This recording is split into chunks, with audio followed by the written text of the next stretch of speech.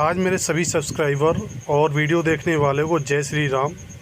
और मैं आज आपको बताने जा रहा हूँ राज तिलक की घोषणा कह के पहुँचकर भारत अपने भाई शत्रुघ्न के साथ आनंदपूर्वक अपने दिन व्यतीत करने लगे। भरत के मामा अश्वपति उनसे उतना ही प्रेम करते थे जितना कि उनके पिता राजा दशरथ। मामा के इस स्नेह के कारण उन्हें यही लगता था मानो वे ननिहाल में ना होकर अयोध्या में हो।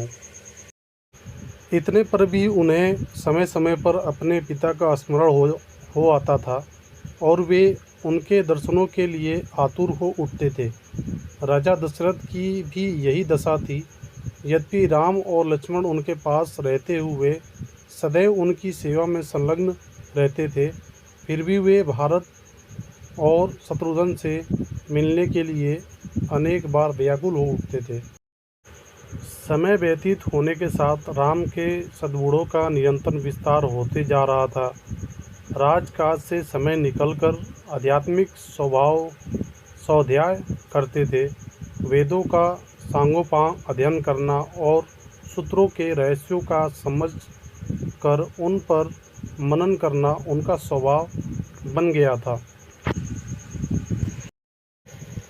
दुखियों पर दया और दुष्टों का दमन करने के लिए सदैव तत्पर रहते थे। वे जितने दयालु थे उससे भी कई गुना कठोर वे दुष्टों के दंड में देने में थे। वे न केवल मंत्रियों की नियुक्ति की बातें ही सुनते थे बल्कि अपनी ओर से भी जिन्हें तर्क सम्मत अकाट्य युक्तियाँ प्रस्तुत करके परामर्श भी दिया करते थे।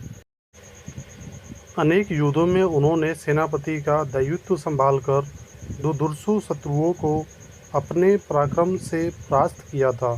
जिस स्थान में भी वे भ्रमण और देशाटन के लिए गए, वहाँ के प्रचलित रीति रिवाजों, सांस्कृतिक धारणाओं का अध्ययन किया, उन्हें समझा और उनके यथोचित सम्मान दिया।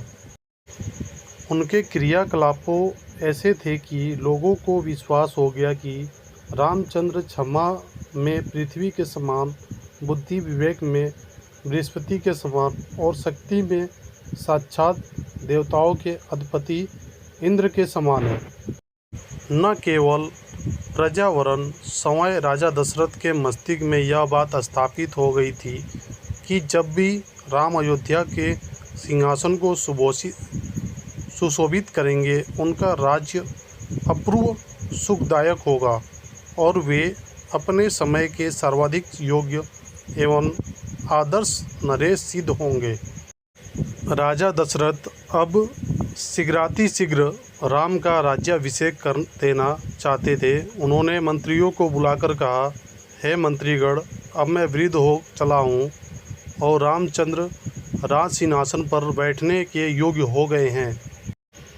मेरी प्रबल इच्छा है कि शीघ्रातिशीघ्र राम का अभिषेक कर दूं।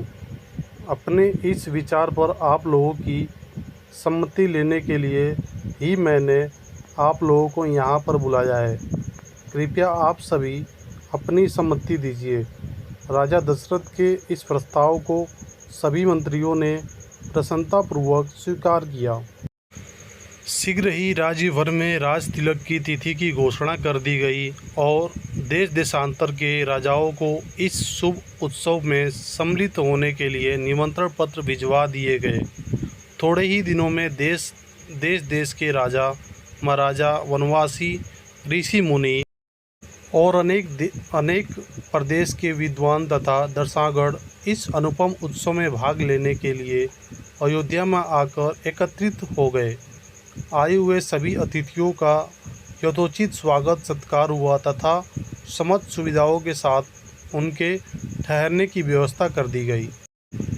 निमंत्रण भेजने का कार्य की उतावली में मंत्रीगण मिथिलापुरी और महाराज कैकेयी के पास निमंत्रण भेजना ही भूल गए।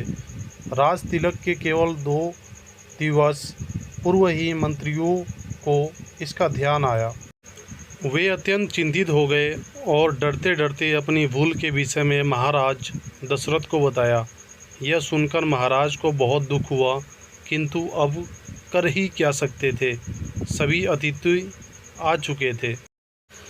इसलिए राज तिलक की तिथि को टाला भी नहीं जा सकता था। अतएव वे बोले, अब जो हुआ सो हुआ, परंतु बात बड़ी अनुचित हुई। अस्तु वे लोग घर के ही आदमी हैं, उन्हें बाद में सारी स्थिति समझाकर मना लिया जाएगा। नेक्स्ट पार्ट में अगली वीडियो में बताऊंगा। तब तक के लिए सभी भाइयों और मेरे सभी सब्सक्राइबर को जय श्री राम। मैं नेक्स्ट पार्ट जल्द ही लाऊंगा आप सभी के सामने।